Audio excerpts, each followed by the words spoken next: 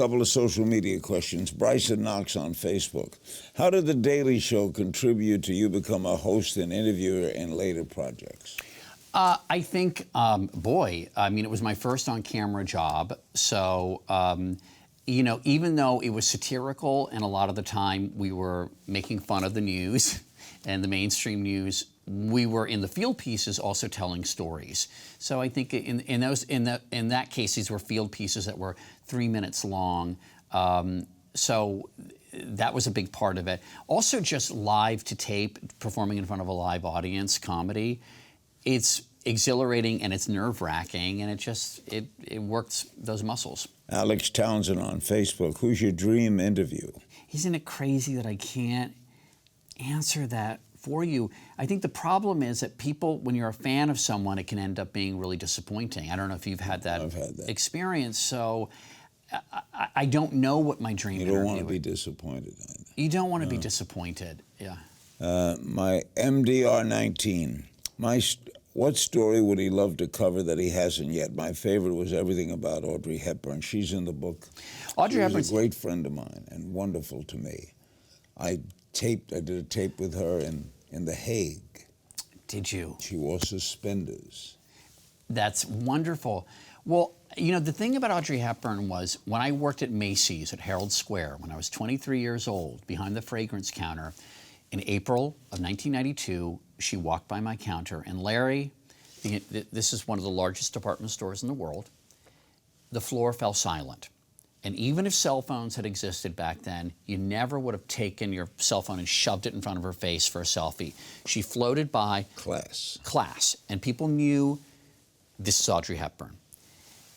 Cut to, a few months later, she dies on the same day that Bill Clinton was inaugurated. So she's pushed off the front page. You didn't remember that. I actually went to President Clinton and I asked him about this, and he had no idea that she had died on that day, even though he was a big fan of hers. I mean, he was busy that day. But what I noticed through the years is Audrey Hepburn, as great a star as she was, there were stars that were bigger, but Audrey Hepburn has remained in the culture. Like, she trends on Twitter regularly. People still think about her. So I wanted to answer the question, why is she still with us? And I talked to both of her sons, and they both agreed that what she went through in the war, almost starving in Nazi-occupied Holland, was so essential to who she was, and that this quality of gratitude and yearning that you see in her eyes on film was really rooted there, and that's why she kind of lives on. And so I loved writing about Audrey Hepburn. And I adored her. She was so nice to me. I'll never forget that. Well, and subsequently somebody came up to me and they said that they were her handler on a trip to Disney World. And they said even later in life, she didn't understand how much people liked her. And that was part of what was beautiful about her, that she wasn't a narcissist. She had a great boyfriend, too. Well, what was his name? Late in life, I've got a good-looking, nice guy. Well, of course, she's Audrey Hepburn. I would hope she had a good-looking boyfriend. Lamb Tibakes on Twitter. If you had the opportunity to host any TV show, what would it be? I like what I do. I'm not coveting. You're Mo Rocca. That's who I am. There is no other.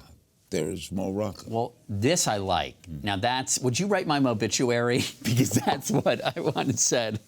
Do you ever think your career would turn out the way it did? I didn't really have any designs. I mean, I love performing on stage. I was on Broadway in 2008, and I'd love to go back. What did you do? I was in the 25th Annual Putnam County Spelling Bee, which is a wonderful musical written by James Lapine and Bill Finn. How long did it run? I was only in it for a limited time, but the show itself ran for a long time. I was on CBS at the same time, so they let me do it for a couple of months. I'd love to be in a revival of A Funny Thing Happened on the Way to the Forum. I could play Hysterium. Did you ever interview Jack Guilford? No, I would have loved to. Phil Silvers, I loved. Phil Silvers was brilliant. Top Banana, but also, obviously. He was in Funny Thing Happened, too. Oh, right. He did. He succeeded Zero Mostel in the role of Pseudolus. That's right.